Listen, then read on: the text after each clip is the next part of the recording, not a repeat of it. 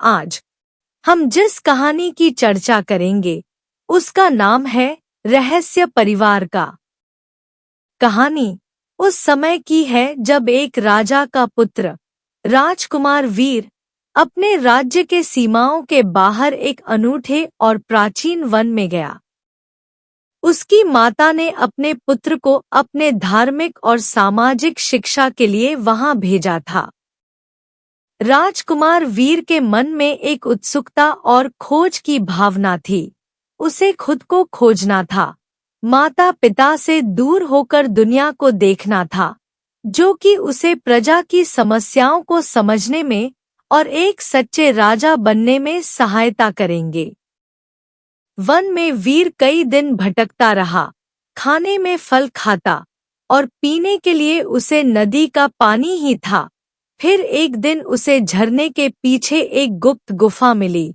उसने अंदर जाकर देखा तो एक ओर से सूरज की रोशनी गुफा के अंदर आ रही थी, जहां एक किताब रखी हुई थी। मानो गुफा के अंधेरे को किताब ने रोशन कर दिया हो। गुफा में एक रहस्यमयी पुरानी पुस्तक रखी थी। यह पुस्तक अब उसे अपने परिवार के रहस्यों के बारे में बताने वाली थी। पुस्तक में एक अत्यंत प्राचीन राजसी गाथा थी, जो कि राजकुमार को अपने परिवार के इतिहास के बारे में बताने वाली थी। राजकुमार ने पुस्तक में लिखी गाथा का विश्वास किया और उसे अपने राज्य में ले आया। जब उसने अपने पिता राजा सुरेश को इस गाथा के बारे में बताया तो राजा भी हैरान हो गए और उन्होंने राजकुमार को अपने पिता के बारे में बताया। गाथा के अनुसार एक प्राचीन राजा के पुत्र राजकुमार राघव, जो एक बहुत ही विशाल राज्य के राजकुमार थे, जिसका नाम धर्मपुरी था। राघव धर्म, नैतिकता और युद्ध नीति में निपुण थे और वह गुरुकुल से अत्यधिक प्रभावकारी आयुर्वेदिक तकनीकों और पद्धतियों का अध्ययन करके आए थे। राजकुमार राघव उस राज्य के सभी लोगों के आदर्श के रूप में जाने जाते थे। उस राज्य में सभी एकता और हंसी खुशी से रह रहे थे। पर एक दिन अचानक ही राजकुमार राघव के राज्य में एक महामारी फैल गई। उस महामारी के लक्षण आज के प्लेग महामारी से मिलते जुलते थे। लोग हर दिन राजा के दरबार में इस बीमारी से छुटकारा पाने की मिन्नत लेकर आते थे। इस बीमारी से तंग आकर राजकुमार राघव ने अपने गुरुकुल जाकर अपने गुरु से सलाह लेना आवश्यक समझा। राजकुमार राघव अपने गुरु के पास गए और उनसे इस आपदा का हल पूछा। राजकुमार राघव ने गुरु से कहा, हे गुरुवर, मेरा राज्य इस समय अत्यधिक पीड़ा से ग्रसित है। कृपया मुझे इस पीड़ा से बाहर आने का मार्ग प्रदान करें।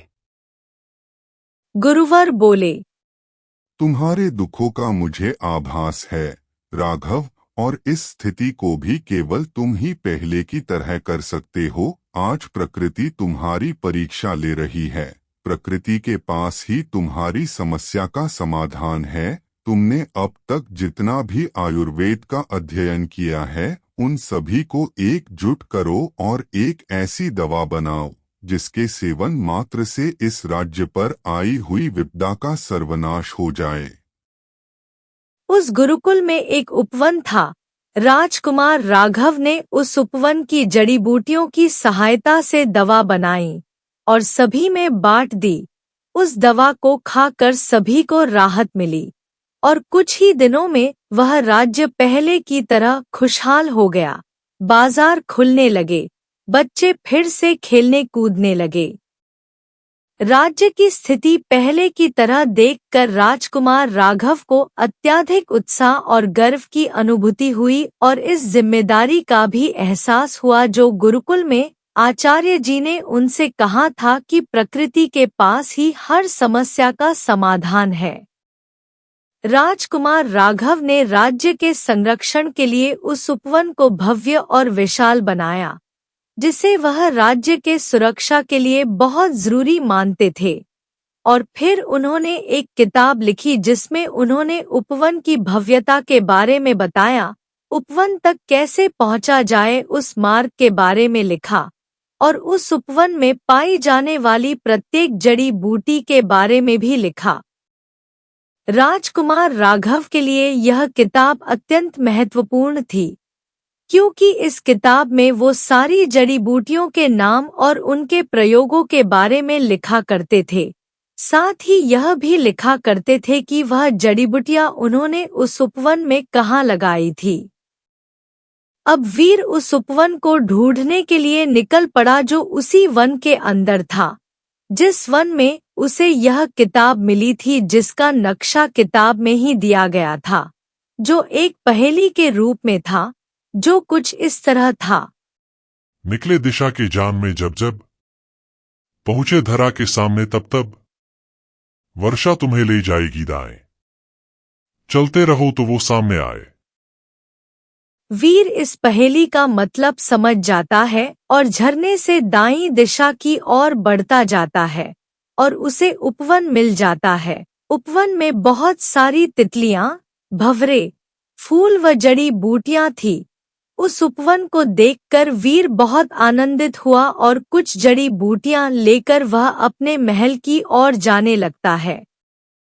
राज्य में पहुंचकर जब वीर ने यह बात सभी लोगों को बताई, तो सभी लोग इस बात को सुनकर बहुत आनंदित और गर्वित हुए। इस कहानी से हमें यह सीखने को मिलता है कि प्रकृति के महत्व को कम करके नहीं आंका जा सकता। यह जीवन को कायम रखता है, आवश्यक संसाधन प्रदान करता है और हमारे शारीरिक और मानसिक कल्याण को बढ़ाता है। इसलिए यह जरूरी है कि हम आने वाली पीढ़ियों के आनंद के लिए प्रकृति को संजोएं, सुरक्षित रखें और संरक्षित करें। यदि आपको यह कहानी पसंद आई है, तो कृपया हमारे चैनल को सब्सक्राइब करें और वीडियो को लाइक करें। इसके साथ ही कमेंट करें और बेल आइकन को दबाकर हमारे नए वीडियो के नोटिफिकेशंस प्राप्त करें। आपका समर्थन हमें प्रेरित करेगा और हमें नई और रोचक कहानियों को आपके सामने लाने में सहायक होगा। धन्यवाद।